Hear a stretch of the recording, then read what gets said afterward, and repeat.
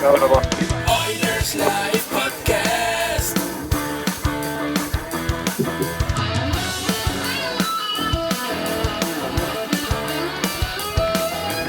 Oilers Live Podcast.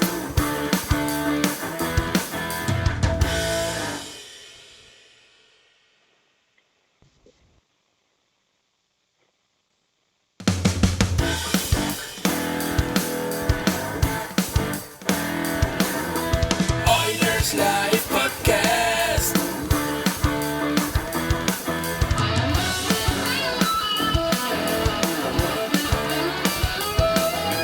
Oilers Live Podcast.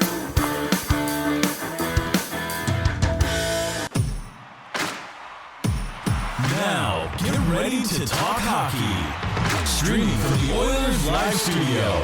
Subscribe or follow today. Hey everybody, it's Michael here from Oilers Live. Coming to you live. We haven't done a live episode in a really long time. So this one is going to both be recorded and put through on the podcast.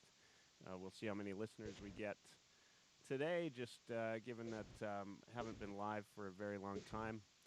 So thanks everybody for joining. As my guests tonight, I have got two guys that are active Oilers bloggers, as well as really good Oilers fans. I have got Ryan from at Edmonton Oil Drops. Welcome, Ryan. Thank you, Michael. And I've also got Eric at Eric J. Friesen on Twitter. Welcome. Hey, thanks for having me back, Michael. I feel like we didn't do this too long ago. No, it wasn't too long ago. I'm going to ask, it's been a long time since I've gone live.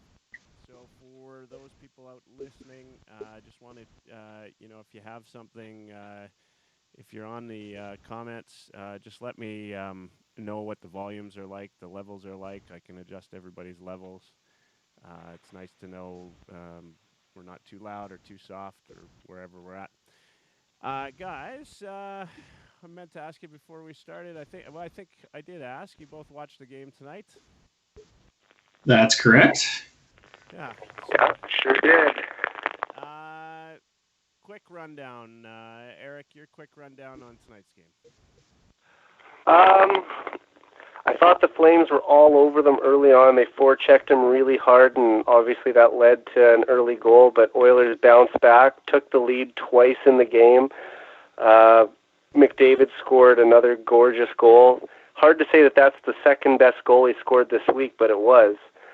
And ultimately, a bad penalty cost them the game, but, sometimes I don't even want to call it a bad penalty because he stood up for himself, and Tkachuk refused to do that in his own right, so that led to a unfortunate 4-minute power play that ultimately cost us the game, and the refs missed a headshot on Cassian too, so that adds even more sting to it. But I guess all in all, an entertaining game. I'm sure you thought that too, being in the building.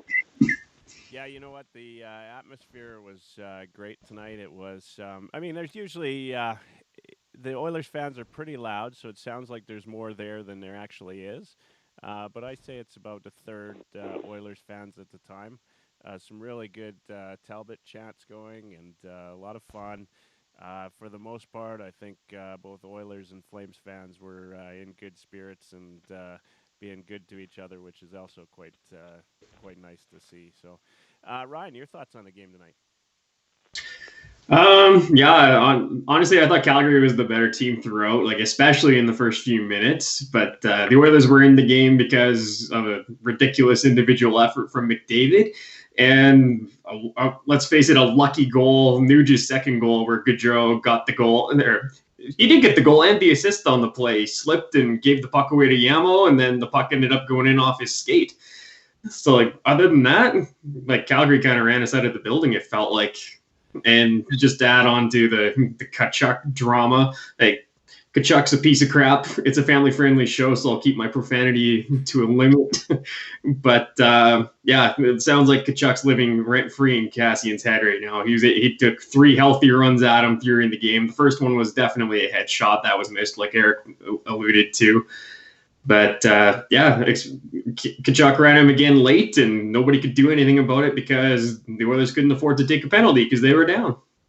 Yeah, that's a tough one, right? I'm of two minds on that penalty, right? Like, yeah, they couldn't afford to take a penalty, but at some point, if you're Cassian, there's only so much you take, right? I mean, even the one that led to him going crazy was a little bit suspect. I mean, I guess that's it's close to a clean hit most nights, but ref will call it some nights and some he won't. I mean, Cassian clearly didn't see him coming in, right, and took the shot and just went wild. It would have been nice. I thought it did kind of give the Oilers a bit of a spark in the third, though. They had a little bit more energy. They were playing a little bit chippier.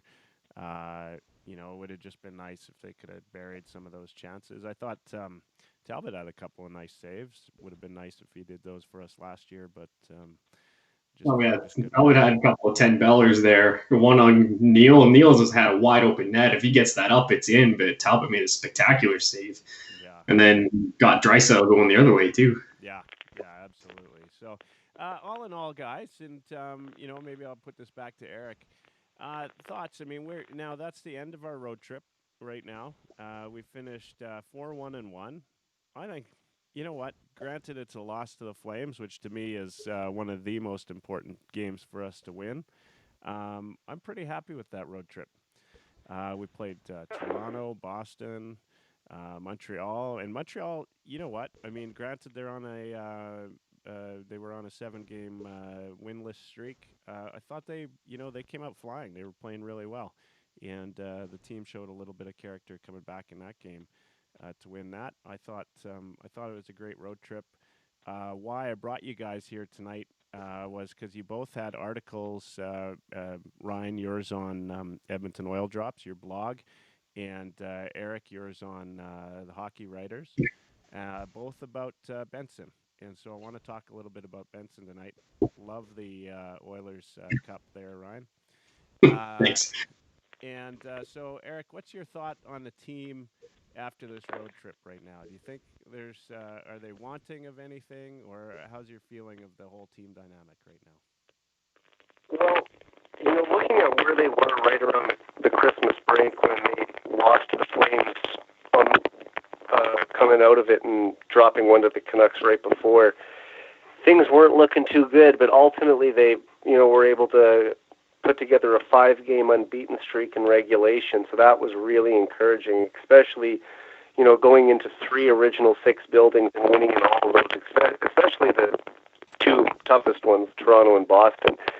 So there's a lot of things going right for this team right now. I think they outscored the opposition by a 2-to-1 ratio on that trip as well. So a lot of things to feel good about. But I always say I'm the eternal optimist. But when you lose the Battle of Alberta on Hockey Night in Canada, and even if that's your only loss on the road trip, it just it ends on a sour note. So I'm a little bummed out about that, but overall you have to be feeling pretty good about how this team's playing ever since Kyler Yamamoto came up, really. Yeah, the Yamamoto thing, and that will lead directly into our discussion tonight about Benson. Having Yamamoto up and having that second line, tonight's team was not anywhere near the same team that we saw in the first game between these two. The Oilers have, I think now, a legitimate second line. I mean, Yamamoto, Nugent Hopkins, and they scored again with Draisaitl. I think they're looking good. They're doing some things really well, and quite pleased with that second line. Your thoughts, Ryan, on that? I mean, yeah, overall, like you guys say, it's hard to be angry at the road trip. It just wish you would have finished off of a bit higher note. But as far as things we need, I think the big thing is honestly a little bit of maturity. because and consistency. Like, we've seen this team play to a level that had them leading the division through American Thanksgiving, but we've also seen them lay eggs against teams like Calgary, that 5-1 game right after Christmas. And like tonight, they got thoroughly outplayed. I thought, like I said, a couple, like, if not for the McDavid goal and the lucky break on Nuge's second one, they're not in this game, right? So like what they need to find is a way to bring that high level play more often, right? Especially in a big game divisional battle for first place on Hockey Night in Canada. Yeah, absolutely. I mean, 100%. I think though, you're in tough on the road, right? In a barn like the Saddle Dome. I mean, the Flames, they do get riled up and ready, and the fans are into it. It's a high energy place to play. It was a big game. I don't think that they came out looking awful tonight. I thought that they came out looking way better than they did in that game. Obviously, the 5-1 game. The Flames were the better team tonight. I wonder, and you could wonder, I guess, forever, what how different it would have been if Cassian kept his cool, if Tkachuk wasn't sitting in his head the whole night. There's a few things there that make me wonder, but all in all, I mean, the defense certainly looked better tonight than they did prior to the road trip. They were a little bit steadier, although we've got to, and this is the case for a couple of years now, the Oilers have got to stop letting goals in the final minute of a period. It's once I hear that announcement, I'm at the edge of my seat, like just hoping that they keep it in the offensive zone, right? Like, it's like that. It's like going back to when the first shot went in all the time, or when, every PK there was a goal. Like, little things get into this team mentally, and that last minute of every period seems to really kind of kill us. I don't know. Yeah, I was watching the game with my dad tonight, and it's funny, I just said to him with, like, I don't know, there must have been a minute and a half left, I said, let's just get out of this period up 2-1, and lo and behold, like, I don't know if it was 30 seconds later, 40 seconds later, they scored one, and just said, well, there it is. I almost feel like I jinxed them there, but, I'm sure I'm not the only Oilers fan who's been thinking that when, the clock's winding down. Oh, so No, we're really not. It was Eric's fault, Ryan. We didn't go, Eric. I'll take that one. We know who to blame now, at least. Yes. Okay, guys. I mean, we're here tonight really to kind of talk about a couple of articles written recently, Ryan, on your blog, and Eric on the Hockey Writers. And, while tonight wasn't the result we wanted, recently Bob Stauffer said on Oilers Now that he expects Benson to come out by the 15th, right, of January, I assume.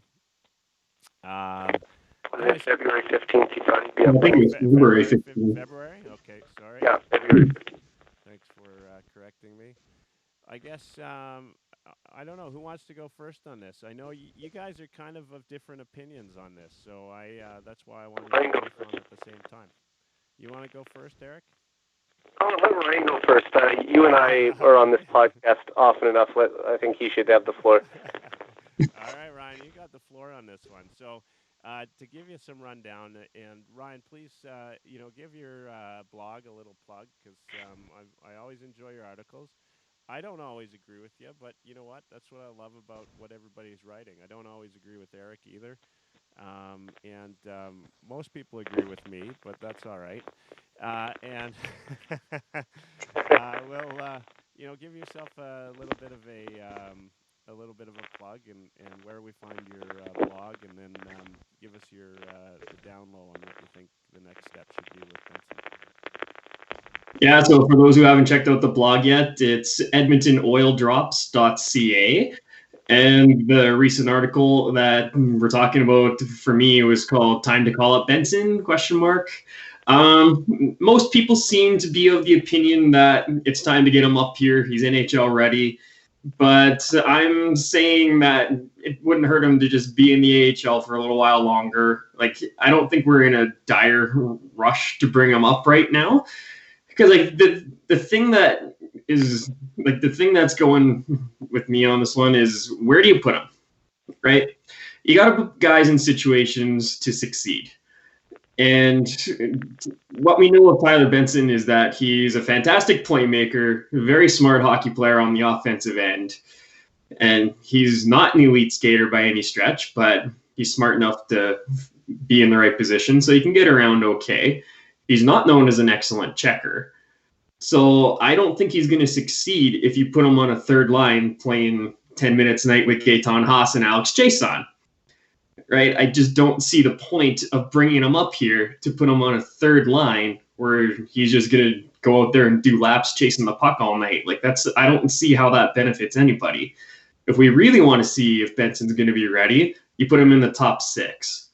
Now, that Yamamoto, Nuge, Draisaitl line's been unreal ever since they've been put together, so I don't want to mess that up. So the only other place to put him is on the top line with McDavid and Kassian. Now, Benson's a left wing, so who has to come out of that spot? It's going to be James Neal. And then you got the same problem with James Neal. James Neal's not an elite checker. He's not a good enough skater to keep up with someone like a Shane or an Archibald on a checking line. They're not going to, like, any line of Gaetan Haas's is just not going to score, period. He's got 8 points in 38 games this year. Like, he's not going to be on a scoring line of any kind. So you've basically taken Neal out of the game, except for the power play if you stick him on that line. And you've made your bottom 6 a lot slower because you got to take a guy like a Nygaard or a Kara out of the lineup to put Benson in. Right? So like, I just think it's not quite the right mix right now to bring Benson up. So if not, and I don't want to steal your thunder, Eric, but if not Benson, right, then I mean, it's kind of widely thought that this team needs something more to get them over the hump. And so and I think part of the argument right now is maybe that something more is sitting on the farm, right? And if it is, that's the most likely guy is obviously Benson, who's on a bit of a tear right now in the AHL. He's doing pretty well the last few games. Does anyone know what he did tonight, by the way? I was on the Condors website earlier. I thought that he got 3 points tonight, but I could be wrong. Oh, really? Yeah. So, it wouldn't surprise me. I mean, he seemed to be doing really well kind of night after night lately. He's had some nice plays in general. But, yeah, no, I don't know. Eric, do you know how he did tonight?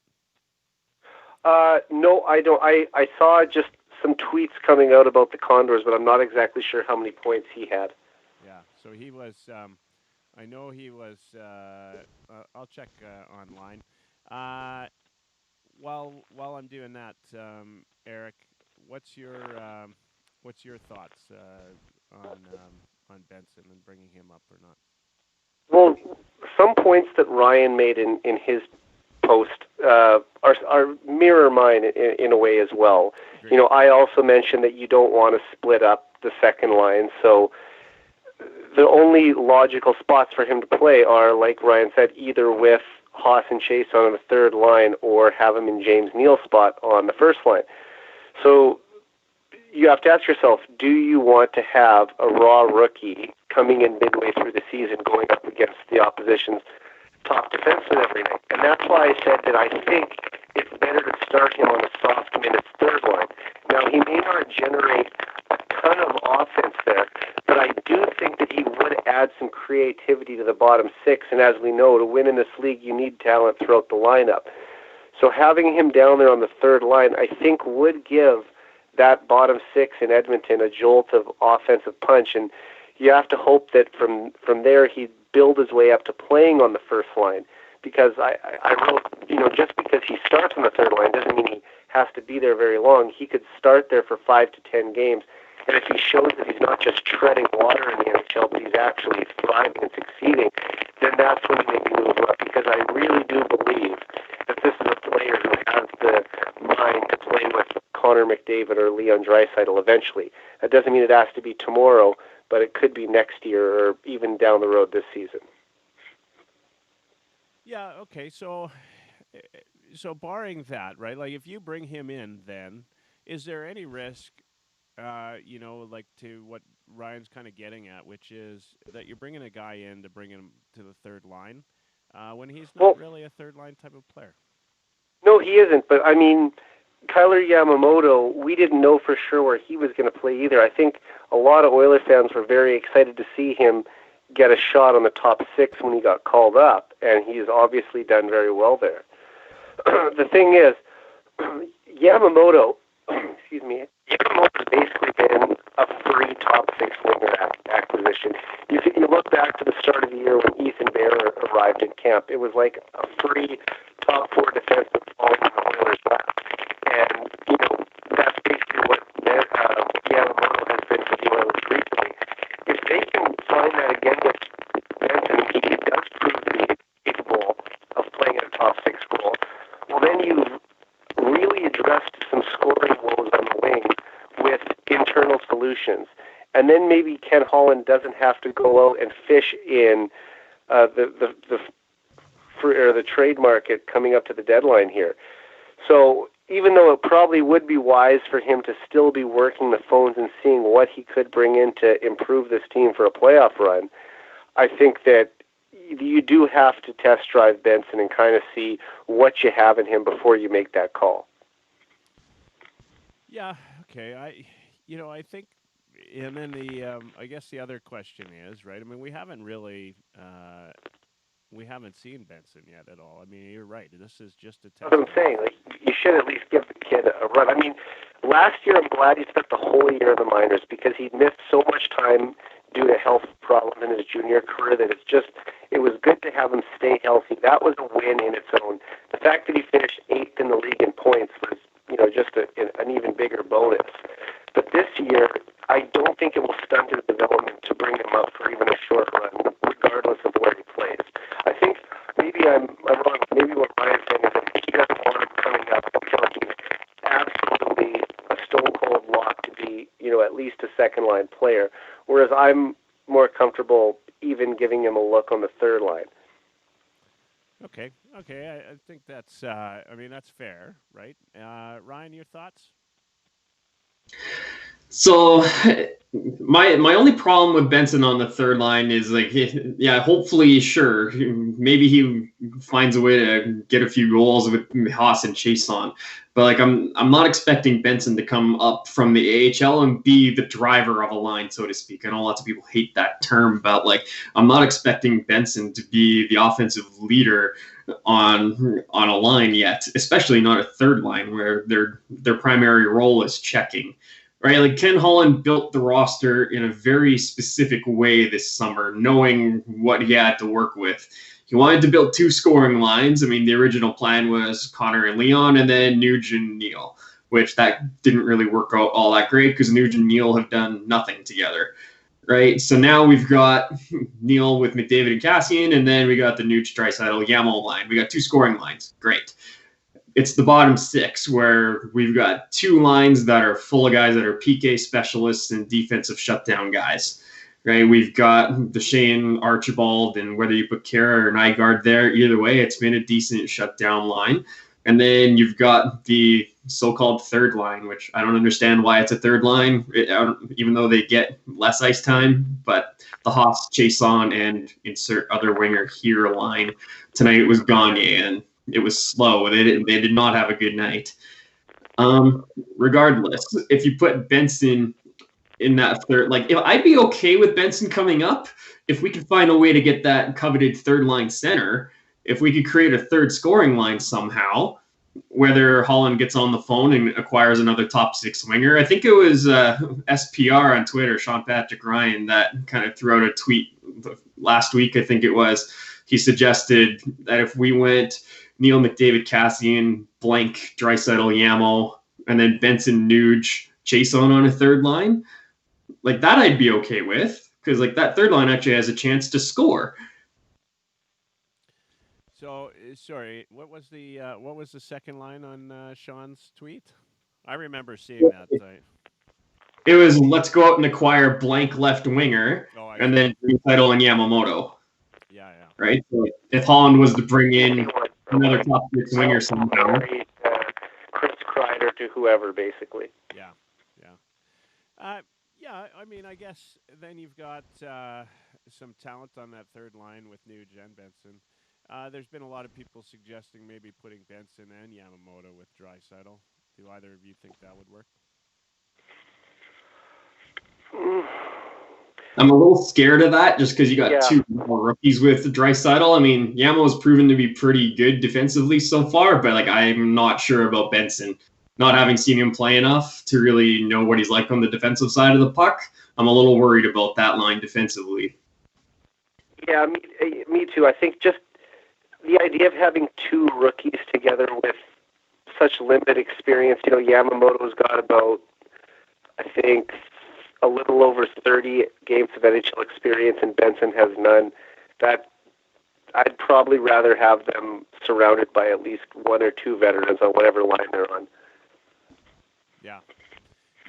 I mean that would be my concern too. I think that the reality is none of us really know, having not seen Benson play any NHL games, just how he's going to respond. Right when he gets, he's had moments of brilliance. Obviously I'm not. I thought I was almost dead certain that we'd never see Yamo play in the NHL at all, and so far he's proven me wrong. He's been adept in that second line. He's shown some really good, just some really good skills, and he's shown, and he fits in well with Draisaitl and Nuge. I think that second line's been great. I mean, the idea is if you bring in Benson, though, is that that frees up Nuge to fill that third line, and so I think that to Sean's point, is that you need the only way you do that is if you get a trade somewhere that brings in somebody that can fill that role fine on the second line, and you can have Nuge and Benson together, which maybe it might be worth looking at. I mean, and it's who knows what to say about the interesting thing would be what kind of chemistry do these guys have, right? Like nobody's played with Benson yet, so we don't even know what kind of chemistry he has. The chemistry between Draisaitl and Yamamoto seems pretty instant, I think, which is quite nice and a little unexpected. But Benson could come in and not have chemistry, or he could have tons of chemistry with whoever he ends up playing with. Okay, so I think, though, that, there's a big, so the big conversation would be where he fits in.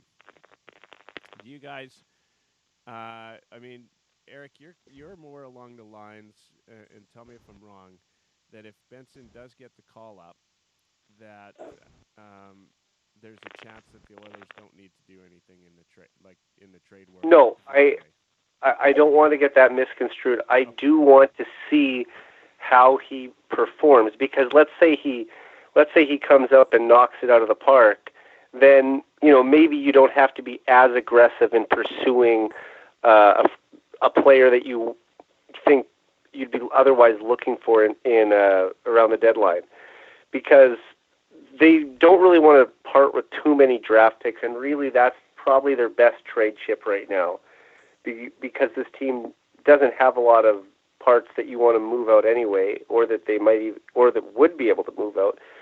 So really, they're probably looking at trading 2021 draft picks, if anything, and holding on to this year's.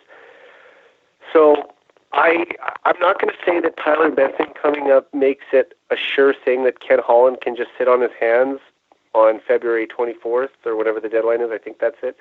Yeah. But it definitely could change his approach going into free agency. If, do I maybe more so aim for a third-line center than a scoring winger, depending on how Benson does. But I have a hard time believing, if they bring Tyler Benson up, that they're going to start him at first-line left wing. It just doesn't seem like a Dave Tippett type move. So, to Ryan's point, if he's not going to start there, then he probably isn't ready this year. And will start next year. I just think that with him almost being 22, I think he's learned as much as he can down there. It's time to at least give him a look. Even if he comes up and he shows right away that he's not ready for this level, well, then you send him back down. But I'm just kind of anxious to see the kid. Yeah. So Ryan, I mean, your thoughts then? I mean, if they can find somebody through the trade, I mean, how does that, good or bad? I mean, what does that do for the Oilers trade prospects? I personally don't think Benson should have any impact on Holland's decision making at the deadline. Like, I would honestly be happy if Holland just sat on his hands this trade deadline, because we're already going to be giving up the 3rd round pick in the Lucic deal, it looks like, based on the way things are trending. And this is a deep 2020 draft, especially at the top end. So, like, even in the 2nd round, we could still get a useful player here. It's like I'm not in a hurry to give up that 2nd rounder and a top prospect for a rank. I don't want to separate with that 2nd round pick either. I'd be much more comfortable with them trading 2021 picks. Absolutely. You want these players to develop as quick as possible.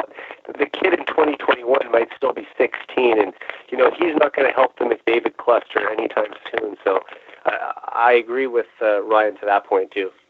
Yeah, for sure. And like after like the 2nd day of the draft of this year, I'm saying like go for it, go hard, Ken Holland, make all the trades that you want. But going back to this past summer, what were the expectations for this team? We were kind of hoping they might make a run for the playoffs, but like it wasn't an expectation in Ken Holland's first year, especially because he didn't really make much of a splash, right? Just the bargain bin bottom 6 signings that he made. The one trade, the Lucic-Neal deal, was awesome, but aside from that, like nothing about what he did this summer suggests that he's going all in on playoffs or nothing this year.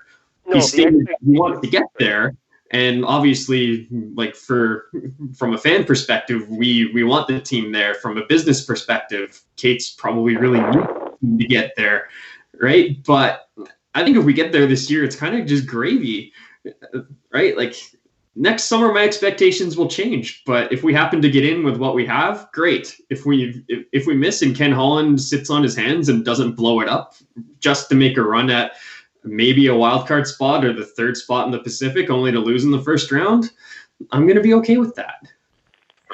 Yeah, and the expectation was, I think, that they were going to be a bubble playoff team. They were either going to make it by 2 points or miss by 2 to 4 points. So no one really expected them to be a top 3 team in the Pacific. The best case scenario that I think a lot of people thought was, they'll just sneak in and they'll end up getting beat in 5 games by the St. Louis Blues in the 1st round. So, I mean, that honestly, if I could be guaranteed that today, I would take it, because considering how many years we've gone without playoff hockey, that losing in 4 or 5 games in the 1st round is still better than not making it at all. But I agree with you. You don't want to give up too much of your future assets to just get beat in the 1st round this year. So, if we were a contender, I think it would be a different story. Right, but how many of you people out there watching right now think we're actually a contender? Not me. I don't think we're close yet. Another couple years, maybe, but not this year. So no, and that's right. But I think the other thing is the Oilers were 1st place in the Pacific Division for 58 consecutive days this season. So that immediately changed the expectations in a lot of Oilers fans' minds.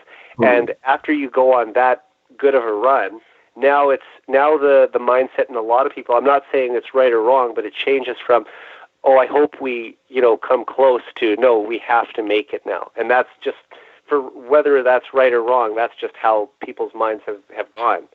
I agree with you there, but I think Ken Holland is going to be able to step back and look at the big picture a little more objectively than that. That's fair. But do you also, and this is maybe unrelated or related, but how much pressure do you think he's getting from Daryl Cates to say, we want those playoff revenues coming in this year, so do everything you can to make it?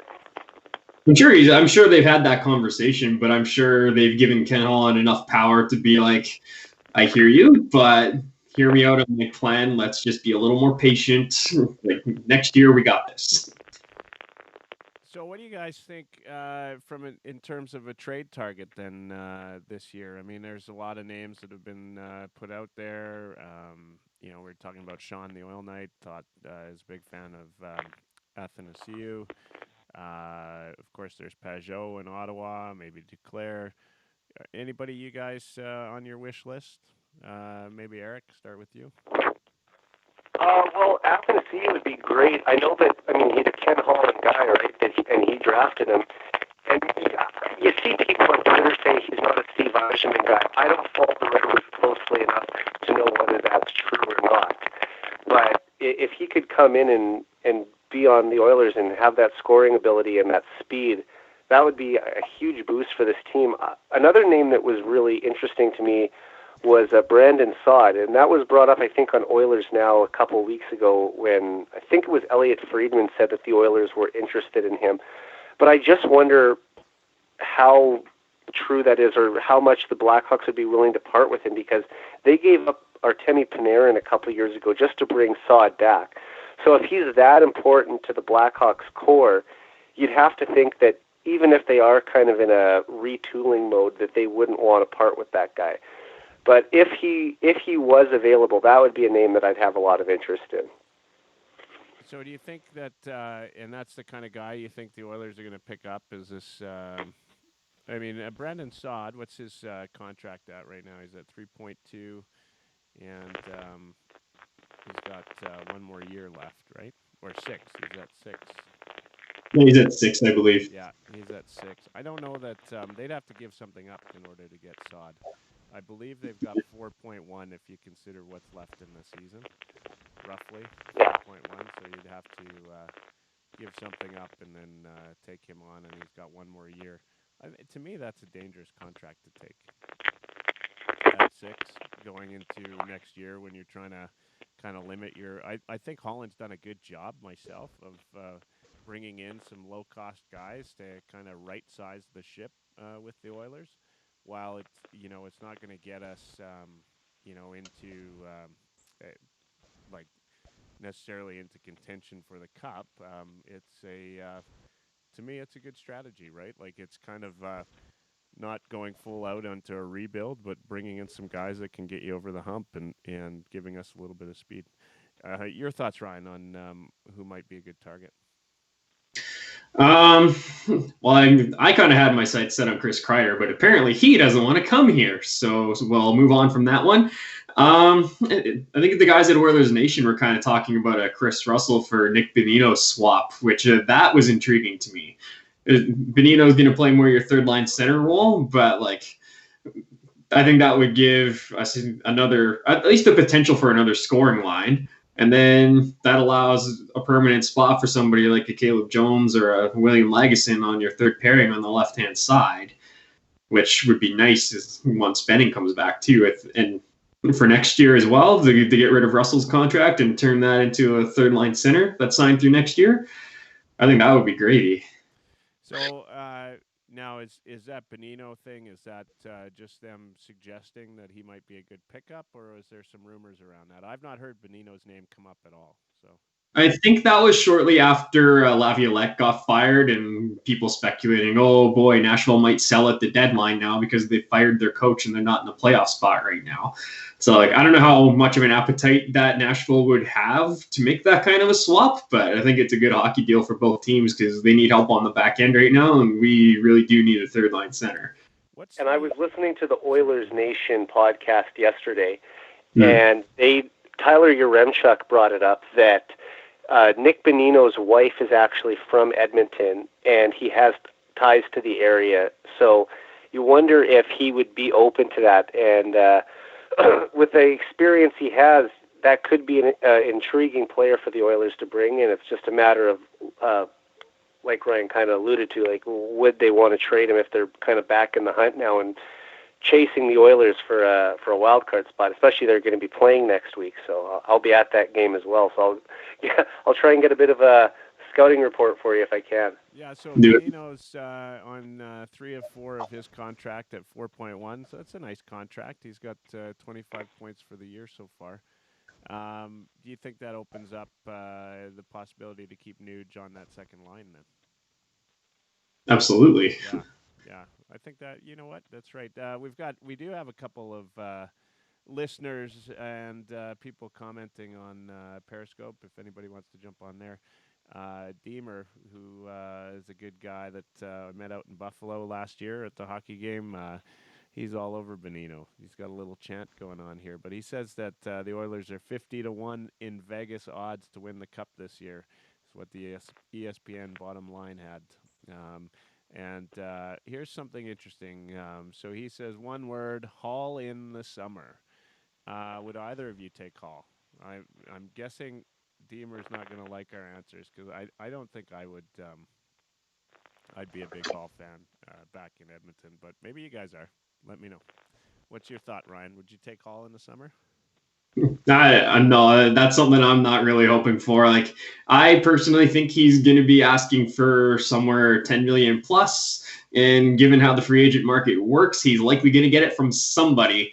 The Oilers can't make that work and expect to field a team that's deep enough to be a contender anytime soon. So yeah, unless Hall comes in at 7 million, even then I'm a little hesitant just because of his history and how he meshed with McDavid while they were here. They did not play well together. He played great with Draisaitl. Maybe there's a elite second line there, but I don't think I'm over it. Honestly, I'm over the Hall saga.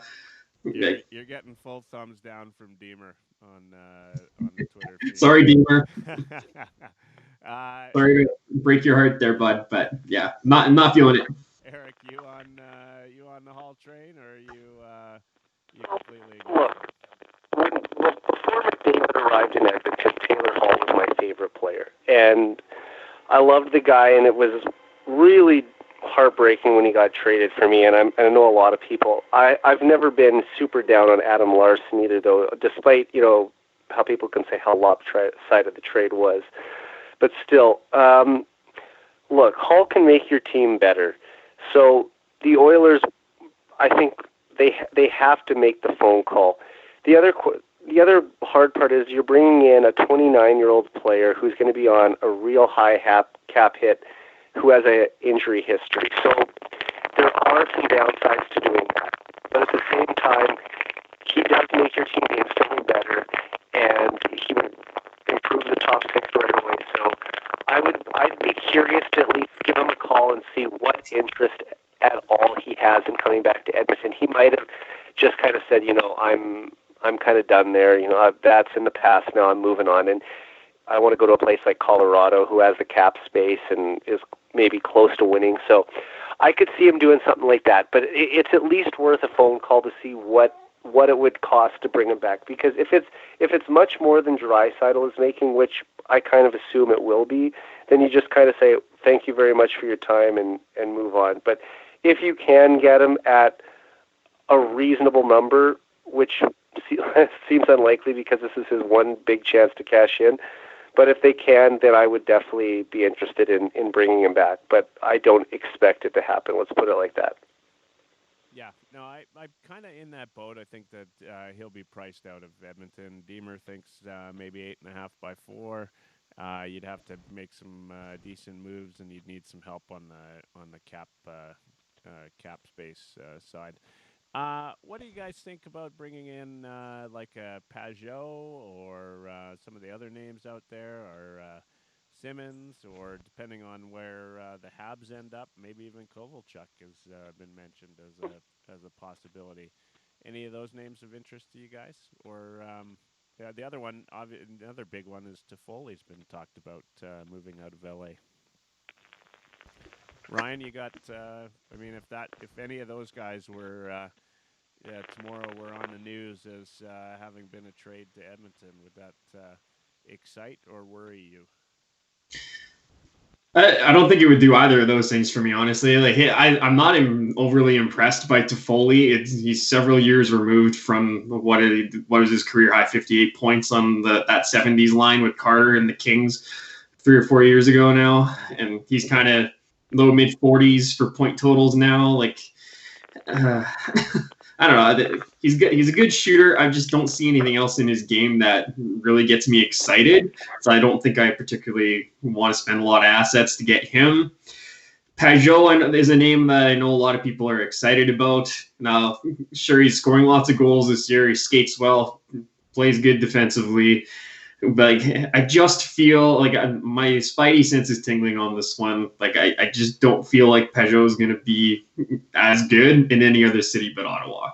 This is like there's no reason for that. That's kind of just a random thought I had. It's just a feeling I have. But I feel like whoever trades for Pajot or signs him next summer is going to regret it because they're not going to get what they are going to pay for. Well, and the thought on Pajot is that sorry to cut you off, Eric, but the thought on Pajot is he is more or less just a rental and a guy that'll go back to Ottawa next year, right? Like, exactly. Yeah, he's pretty happy there, is my understanding. So, if you get him, it's just for a run, and then that's it. Go ahead, Eric. Sorry. Teams will have a better trade-off than the Oilers would to bring in Pajot anyway. And I don't know how much he pushes the dial forward. Like, how much better is he going to be than Gaetan Haas down the stretch? So, realistically, I would rather see them try and bring in a goal scorer. Like, I mean, Toffoli would be great, but at the same time, I don't know if he's signing in Edmonton this summer, so you might just get him for 25 games or less even. So do you really want to give up your second-round pick for that? That's something that I'd really have to think about. And like we've already talked about, the Oilers are already going to lose their third, so you don't want to be picking in the middle of the first round and then not again till, I don't know, something like the 109th or 110th pick in the draft. So you really have to be smart with how you handle these draft picks going forward. Yeah. Sorry to interrupt, but if we're gonna make a trade for a scoring winger, my preference would be for it to happen in the summertime and to take advantage of a cap-strapped team like, say, Tampa Bay, for example, who's already up near the cap, and they'll have a goaltender that's going to get a $6 million raise this summer. So suddenly a guy like Andre Palat might break free, right? That's a guy I'd be interested in. So five games ago, guys, everybody in Oilers land was, well, not everybody, but a lot of people were screaming for the head of Mike Smith. I mean, you bring up goaltending. Does Holland make any moves on goaltending at the deadline? I mean, anybody would have been happy 5 games ago to have him on the block and moved out of Edmonton as quick as possible. If that were the case, do you think A, it's possible, or and B, should it be something that's coming, or has he kind of played himself out of that potential? Eric, you can go on that one. Sorry, I lost the connection for a bit there. You just came in at the end. Can you just repeat that for 1 sec? What I said was brilliant, by the way. It was absolutely brilliant. You cut out right at I just caught you right at the end of it. No, what I was saying is 5 games ago, Oilers Nation was asking for the head of Mike Smith. A lot of people, now I caught. Yeah, lots of people hoping he might be on the trade block or something to get him out of Edmonton. Whoa. Do you think that, A, it's possible, and B, would you do it? No, I mean, I don't think they're going to be able to move him anyway. The way he was playing before this last stretch, I think he had the worst save percentage and goals against average in the league. So they're not going to be able to move that guy anyway, especially at his age. And I think he has a limited no-trade clause anyway, if I'm not mistaken. So the Oilers would have to carry 3 goalies if they were going to try and trade to bring in another guy and then just keep Mike Smith in the press box. But that's a move that they'll make in the summer. I think that Smith is only here for this year. He's going to give Koskinen some support, and then maybe they try and trade for another younger, more talented goalie out there. I think I saw that the Rangers had their backup, Georgiev on the trade block, and he might not be the only guy that they look at, but there will be other options. And I just think Mike Smith is a short-term solution here, and like I said, he wasn't playing great earlier, but this most recent streak gives me some hope that you can count on him at least a little bit down the stretch. And there might be a bad stretch coming too, but I think he's shown that he can still stay in the battle and put in a couple stellar performances from time to time. Yeah, so, Deems is also kind of, he's upset about the goaltending situation in general with Koskinen and with Smith. I think what I like about Smith is, he's never going to give you, 20 shutouts a year, right? But when you're in a game and it's 6-4, and you need him to save that fifth goal to change the tide, like of a team coming back, he's the guy that makes that big save, right? And for years, I've been arguing that the Oilers don't need stellar goaltending; they need timely goaltending, right? And we've not had that. Like, when you talk about timely goaltending, it's like Talbot letting in that first goal on the first shot every game last year, conceivably, right? It's that kind of timeliness that really puts a team down in the cellar, right? Like if you're, you finally got a little bit going, a little bit of momentum in a game. It's 3-2, 4, could be 4-2, but then it ends up 3-3 because your goaltender lets in a weak one. In fact, Talbot did that tonight on that Nugent Hopkins goal. Granted, Talbot's had 3 good games in a year, but I think Talbot, and I got in shit for this on Twitter today because I've never been sold on Talbot, by the way. Like, I wasn't sold on him the year that he won, that he took us to the playoffs, and I certainly wasn't sold on him after that. And a Flames fan was getting on me saying, he was the one that brought us to the to the playoffs, and he's the one that brought us to the second round. And you know what? I totally disagree. And disagree with me or not, but I've not been big on him. But for me, it's all about timeliness of saves, right? And Smith gives you that. I don't mind. He was their best player, the Flames' best player in the playoffs last year. So I certainly, but I don't think after this year, I think we got to do something about goaltending. I'm not sold on Koskinen either, especially after tonight. And notwithstanding Connor McDavid, I would say that Talbot was probably the most valuable player the year that they did go to the playoffs. So we might disagree on that. But at the same time, he did have enough poor performances that the Oilers, I think, had to eventually move on from him. So, yeah, tough to see him get the win against us tonight, but I guess that's just how it goes. Sometimes it's not the first time a former Oiler has come back to bite us. So Deemer says something good, which is we ran Talbot into the ground, and I agree with that, right? Which is Talbot to me is a hell of a backup, and he's always been. He's maybe one of the key backups in the league, and as long as you don't have him playing too many nights, then he'll give you the kind of performance. Rittich, don't get anybody wrong. He's still their starter in Calgary, right?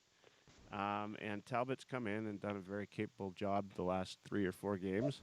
And what's his name? Their new coach there is ridden a hot goalie. I thought we should have ran Smith tonight, for instance, but that was a weird move for me. Ryan, you got any thoughts on this? As far as the current goaltending situation goes, like I agree with Eric on this one. Like, I don't see anybody lining up to get Mike Smith in a trade.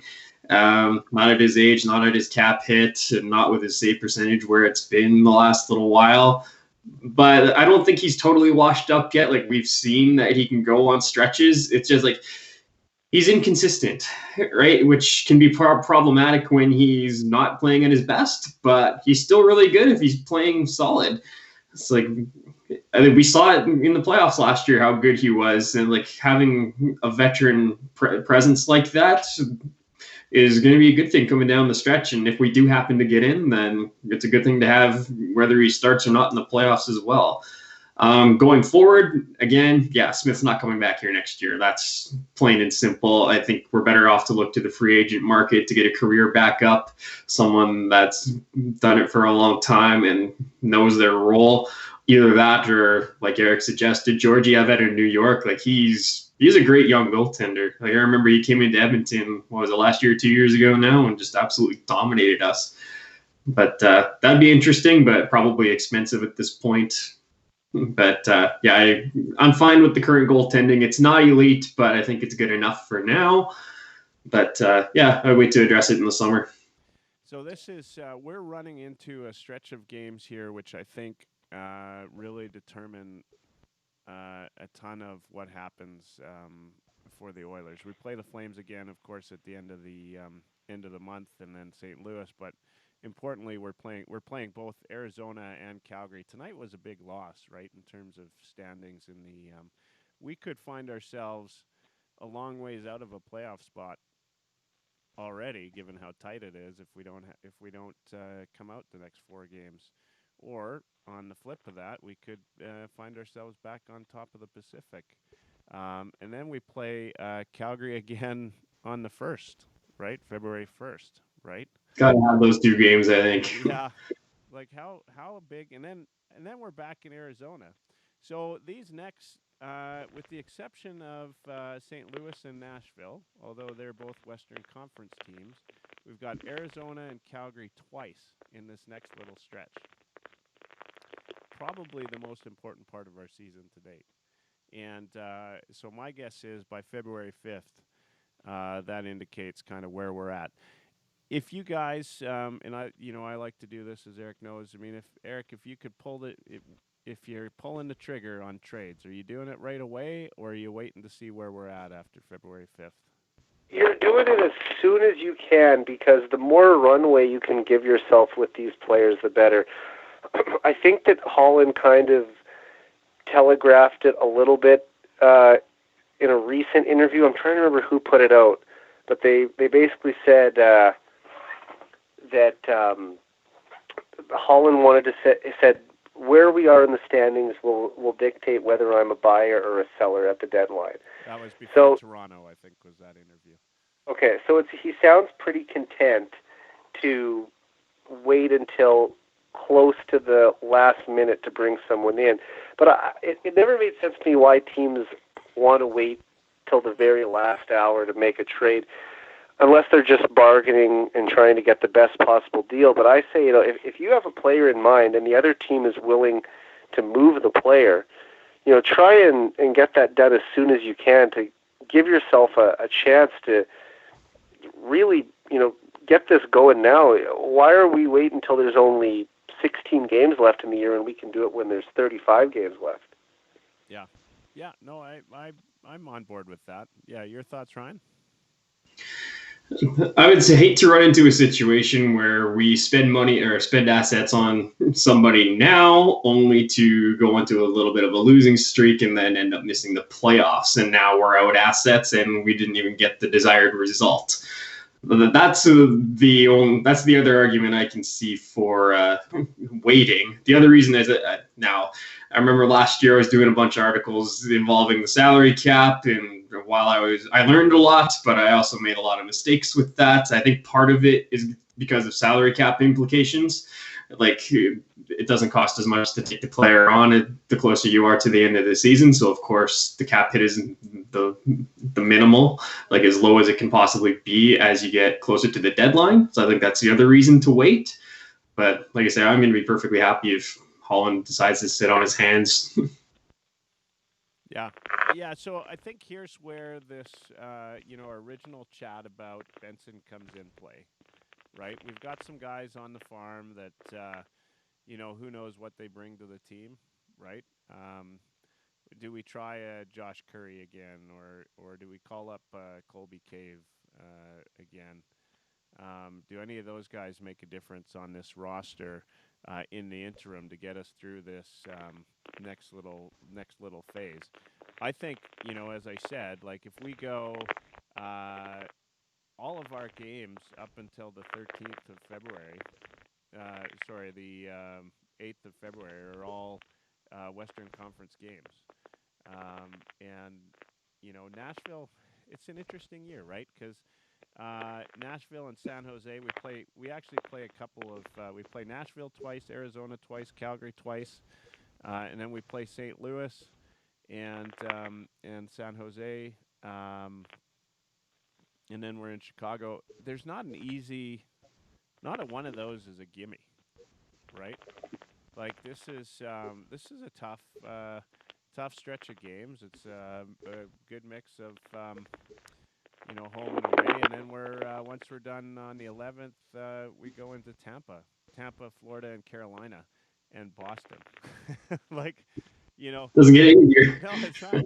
This is a rough part of the schedule right now, and I think if we don't know by February 5th where we're kind of sitting, we're certainly it's going to be really really obvious by February 20th where we are in the playoff race. If we can get through that stretch, that Tampa, Florida, Carolina, Boston stretch, uh, even if you win two of those games, and by the 20th, and what it's the 26th is the deadline this year, February 26th. That's the only time we kind of get a bit of a break with Minnesota, LA, and Anaheim before we go into Vegas on the deadline.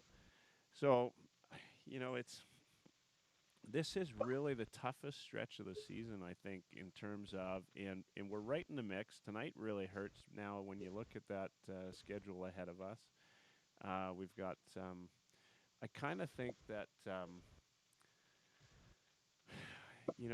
my feeling tells me that we need to do at least something, like even if it's a small little trade, or call, maybe Stoffer's saying Benson by February 15th, maybe Benson by, January 15th, which was my first comment in error. But I think we got to do something kind of right away to give ourselves a shot.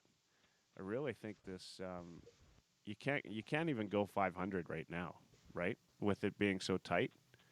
Remember early in the season we were saying, well, if we get to this stage by Thanksgiving, then we just need to go 500 for the rest of the season. We're not there, right? Like I think the teams that are going to end up in the Pacific, that are going to end up in the playoffs, are going 600 the rest of the way, right? It could. I was doing the math earlier. I sent a tweet out based on other teams' point percentages, and I figure before tonight the Oilers needed to go something like 20, 15, and 1 in their final 36 to make it. So they one loss off there now, so they can basically maybe afford 14 more regulation losses this year, and that's it. Jeez.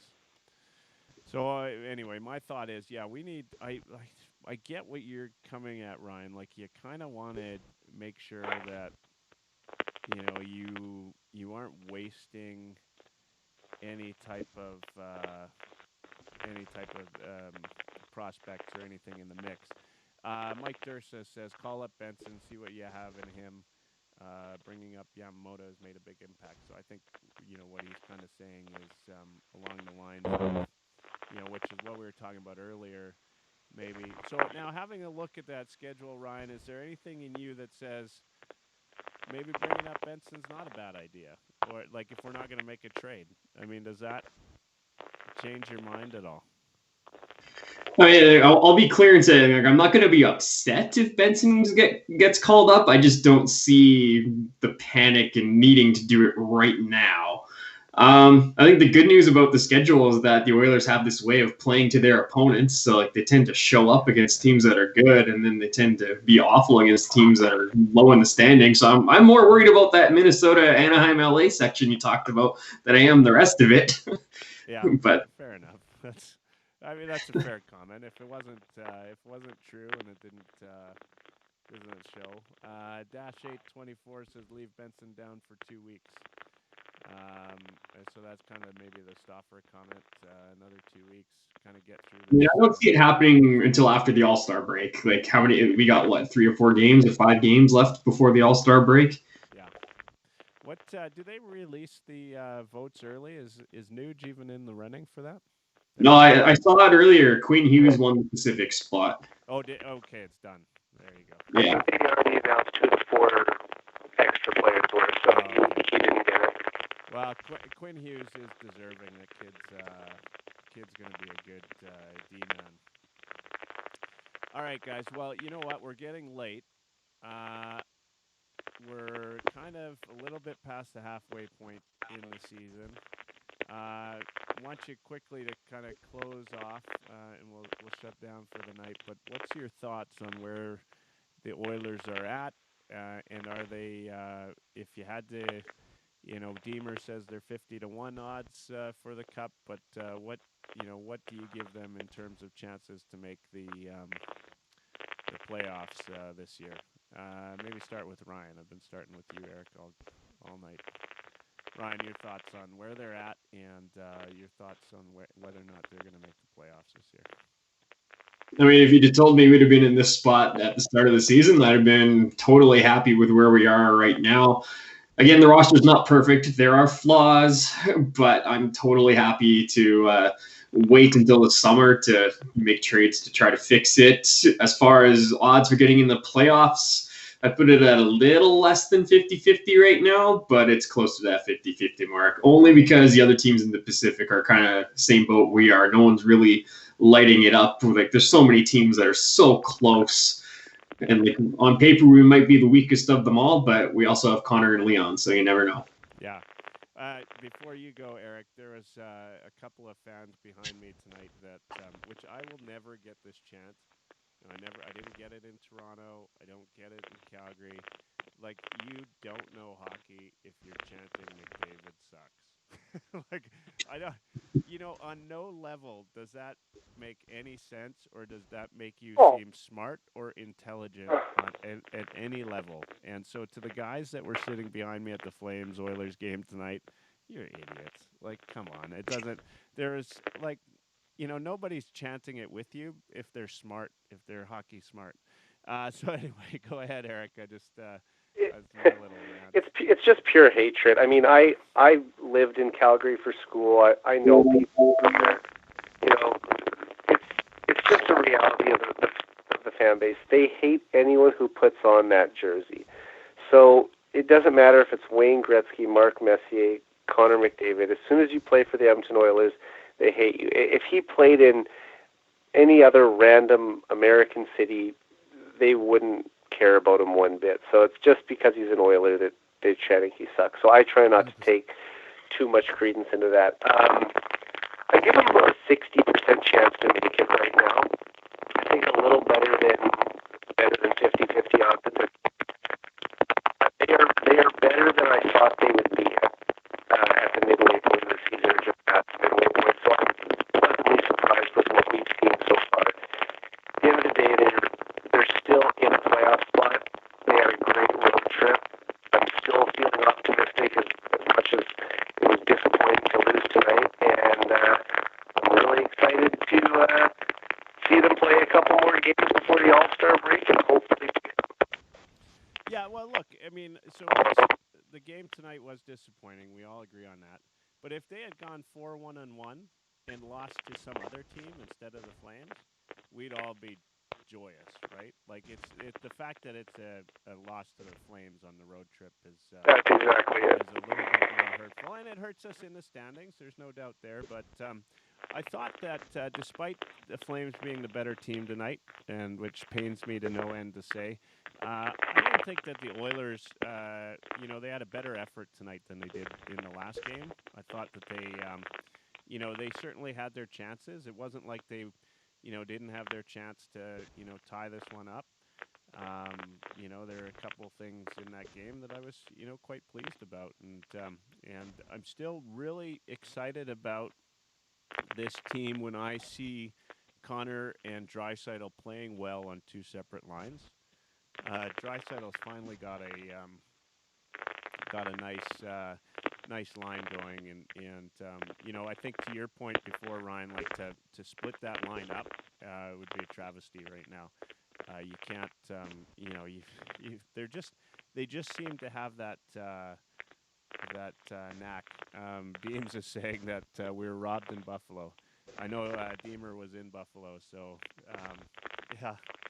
Yeah, I even had a buddy that's a Sabres fan. Says it seemed a little bit odd to call that a penalty. Guys, did anybody get a chance before we call it a night here to hear? I keep seeing on Twitter the Tkachuk's Cassian's comments on Tkachuk. Anybody Anybody hear what he had to say post game on Sportsnet? Word that we can't say on the family-friendly podcast. All right. Well, You know what? I'm gonna see if I can't pump it into the audio here. And if you guys hear it, don't say anything. I'll let you know when it's over because the people live will be able to hear it. But so this is from Sportsnet, and it's from their tweet that says Zach Cassian had some strong words about Flames Matthew Tkachuk after tonight's Battle of Alberta. So I'm going to play that right now. Let's hear what he has to say. If you're gonna hit like that, you have to answer the bell every once in a while. Like it's especially 1, 2, 3 in the game. He got me in the third. He followed me in the corner, right? Like he's clearly trying to target me, which I like. Like I'm standing here. I love that stuff. I wish we could play him in a day and a half in like a playoff series, right?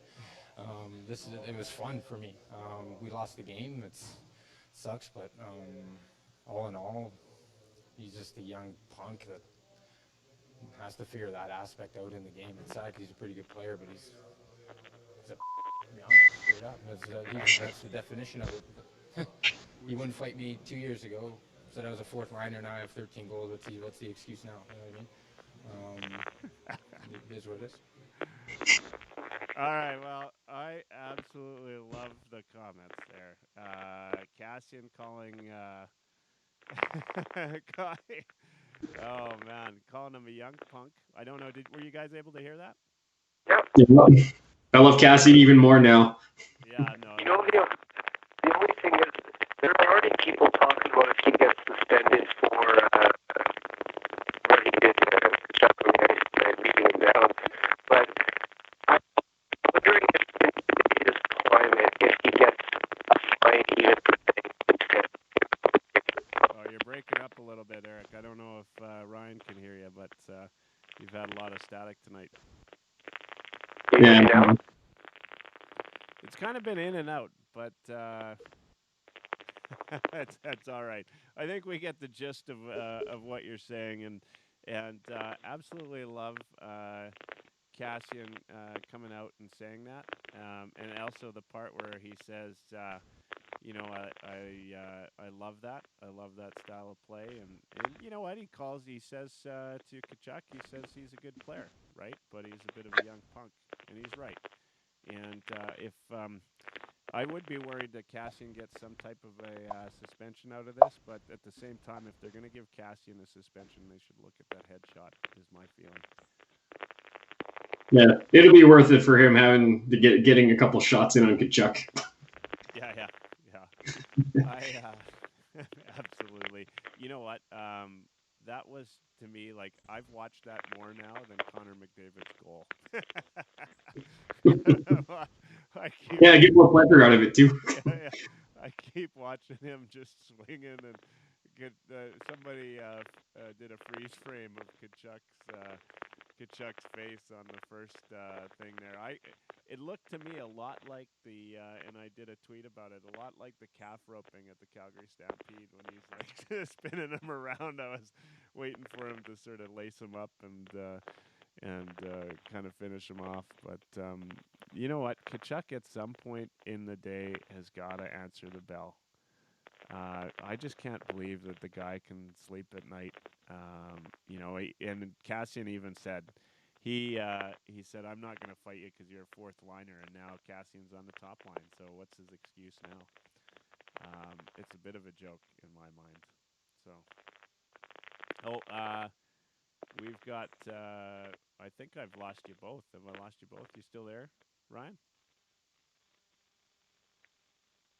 Oh wow. Well, there you go. I think this is that might mean the end of tonight's pod. I've got Ryan on freeze frame there. Want to say thanks to everybody for tuning in today. Kind of a funny way to end it, and at the same time, not a bad way to end it. Talking about the Cassian beatdown of Matthew Tkachuk. Wasn't the result any of us wanted today, but I think that at the end of the day, you know what? there's more. There's more to come for this team, and we should know. I think by February 15th, we should have a good idea of where this team's going to be. Anyway, thanks everybody. Thanks for tuning in, and have a great night.